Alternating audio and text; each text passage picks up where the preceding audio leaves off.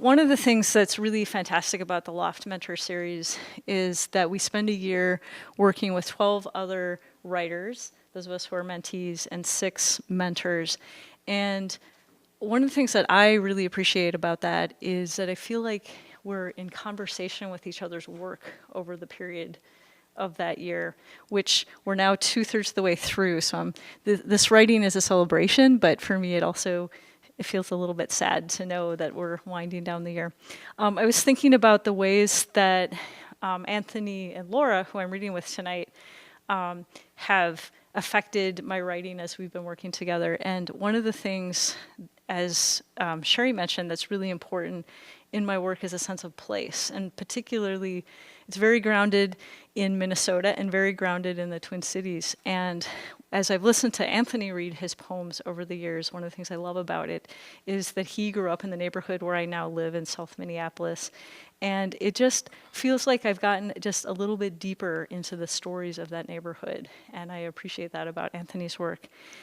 And working with Laura as a mentor has been especially helpful and really given me a lot to think about this year, because Laura worked with us in creative nonfiction.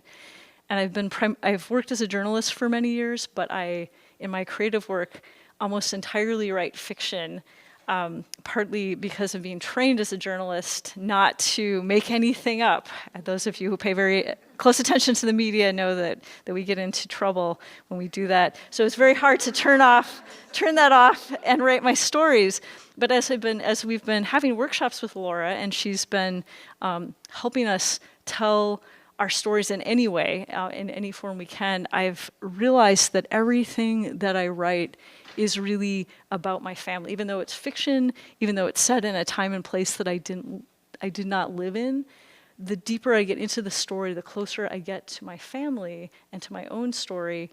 And I feel like it gives me an opportunity to walk with the people that I love and the people in my family, and especially the people that I've lost in my family. And I so appreciate having the workshops in creative nonfiction and the way that they have opened that up as I've written, and allowed me to realize that I'm celebrating everybody who's been in my life, in my stories, even though what I'm about to read you is about none of those people. But however, they are embedded in my stories. So this particular, this is the first chapter of my final project for my MFA, and it's called Mouth Music. And it is a novella or a novel, and it's set in northern Minnesota in 1928. And it's a time and a place that I did not live. But it is, obviously, otherwise I would be very, very old.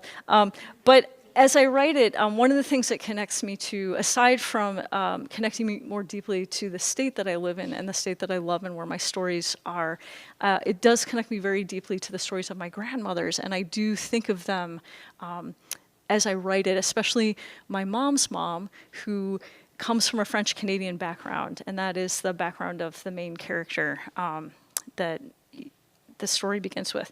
The story is a love story. It's taken me a long time to say those words. In this first chapter, you meet one of the 2 characters, who is Gus in the love story, and you do not meet the second character, but you get a sense of what is going to set her forward on her journey. So with that. Chapter 1, Beltrami County, Minnesota, April 1928. Out across the muskeg, Gus heard the rumble of a truck working its way across the wrecked spring road. The sound was a burr, an irritant beneath the thick choir of spring peepers and wood frogs, the twang and chuckle of insects and night birds. It was well past midnight. The moon had risen, flooding the county road, the farmyard, the bedroom window in a cold silver light. She lay on her back in the bed's cold furrow, her eyes wide open, listening. A spring gust battered the tiny farmhouse, sending creaks and pops through the spruce and jack pine just past the tiny clearing. The farmhouse groaned and shifted as the bog warmed beneath it, exhaling a musty breath of ice and autumn's rot. Gus felt like she was floating on a thin crust, the house a tiny arc under the sky, thick with stars above the pines. Beside her, Helen had rucked the quilt up to cover her ears. Now she was sunk deep in a trough of the feather mattress, muttering in her sleep. Above them, in the tiny, drafty loft over the stairs, the girls dreamed their secret dreams of milk and abundance. Gus was just on the edge of sleep when she heard the motor again. The sound rose and fell, a low drone on the flats, the cough of gears stripping as the truck bottomed out in the hollows. She could hear its steady progress toward the farm. They were a mile outside San Ignace, itself barely a town, just a post office, a town hall, and the one-room school a half-mile deeper into the scrubby spruce and pine. And a half-mile past that, on cut-over land, the tiny farm where Gus had grown up, where she had lived with her ma until the timber money ran out, the county took back the land, and she had hired out to work on the Larson farm. She knew she should move, get up, ready, but Helen's warm hand on her hip held her still. They both lay listening in the darkness. Larson, the farmer, had been out early that morning, tilling under the last year's stubble, getting a jump on the season, he said, with a grimace of optimism. All morning the fog had rolled in and out, muffling the spring bird calls, diffusing the sun into a blank, eerie light. They jumped when they heard his step on the porch.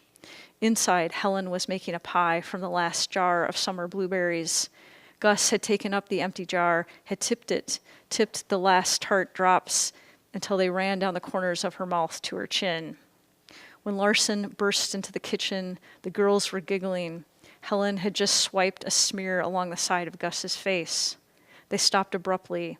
He looked at them, his eyes narrow with suspicion. The blade broke, he said to Gus in the silence. Where was my help?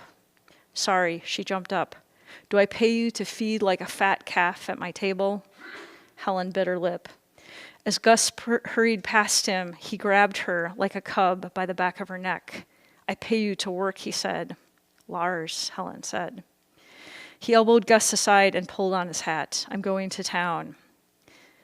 They heard the truck start up outside. He didn't come home at noon.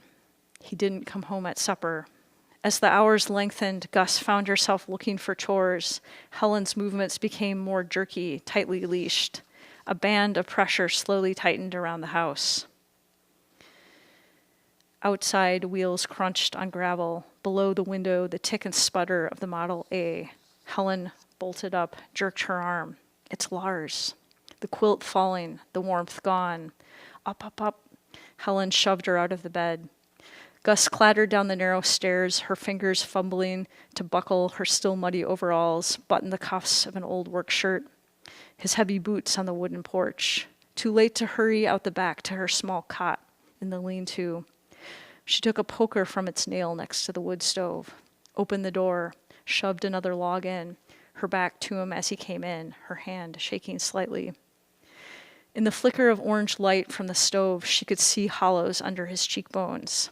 His pale eyes were dark pools, his weathered face carved in deep runnels, his body like a bear's. He paid her little more than board, had her running with chores from sunup to sundown, but looked at her as if she were trying to steal something, to take what was his. Get my dinner, he growled. He sat down hard on the wooden chair. She cut the dense, dark rye bread, added a thick slice of head cheese, a swipe of butter. He sat alone at the table in the flicker of the wood stove, breathing loudly through his nose as he chewed. She stayed in the shadows, moving as little as possible. She wanted to escape outside to the chorus of frogs and the night sounds or to her cold cot, but she knew, now that she had drawn his attention, she had to wait the encounter out. He wiped the last crumbs from his face, gulped the glass of buttermilk next to his plate and stood, squinted at her through the gloom. What are you doing up? Come to bed, Helen said from the doorway. She had thrown a shawl over her nightgown, twisted her hair into a knot, but her face still had traces of sleep. Gus tried not to look at her. The farmer looked between them, sensing something, not sure what. He took a step towards Gus. You didn't answer me. At the base of the stairs, in the dark yawn where the cold upstairs air met the warmth of the wood stove, she and Larson collided. A sound came out of him, a tiny oof of air escaping. He rocked back a step, then grabbed her collar with a meaty hand and slammed her against the door jamb. She choked back a gulp of snot and blood and his smell, a sour wave of whiskey, sweat, and plug tobacco. Pain bloomed along the side of her face and shoulder, and with it, a pang of shame and regret. Something had shifted in the months since she had come there, something that couldn't be put back. As her head slammed into the wall, jagged bits floated to the surface. That hot September day when she came in from the threshing crew, bristling with chaff, and Helen had called her a witch girl before brushing the bits out of her eyes. Helen stepping out with the heavy basket of wet laundry, her hips swaying in the waning October sun. Distantly, Gus knew she would never see Helen again, sitting by the wood stove with the two girls on her lap, teaching them cat's cradle with an old piece of string. She would never hear her say in the back hallway in a low voice, "You'd make a good boy," as she ruffled Gus's red wool hat. Their laughter, their tenderness, the secret understanding between them, all of it now raw, ugly, exposed to air. And now the farmer, with his giant hand wrapped around her hair, her neck, the pitch of his voice going higher. "Vad are du? You monster, you abomination. Stop it, Lars, she's just a girl," Helen yanking on at his arm. A sob at the top of the staircase caught his attention. Two small white ghosts, the girls watching with startled eyes. The pressure let up and Gus wrenched loose, ran out on the porch in her bare feet into the night. Out in the field she ran and kept running, the only sound mud slapping under her feet. When the stitch started under her ribs, when her busted lips started throbbing, and the early mosquitoes and black flies bit her ankle and whined in a cloud around her head, when she started to be afraid, she hummed, she sobbed under her breath and walked on. She couldn't go home. Ma would kill her. It would all come out now, her shame, what she was. The word abomination still rang in her ears. She stopped at the schoolhouse to catch her breath and waited for a long time on the wooden front step, half hoping Helen would come. But the Larson farm, a half-mile off now, was sunk in darkness. The distant dog of a dog barking was the loneliest sound in the woods. Thank you.